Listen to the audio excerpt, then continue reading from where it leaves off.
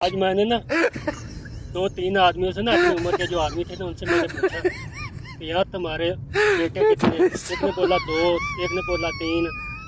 तो मैंने पूछा कि वो किधर है। एक ने बोला कि एक तो दुबई में है, दूसरा जो है वो मस्कत में है।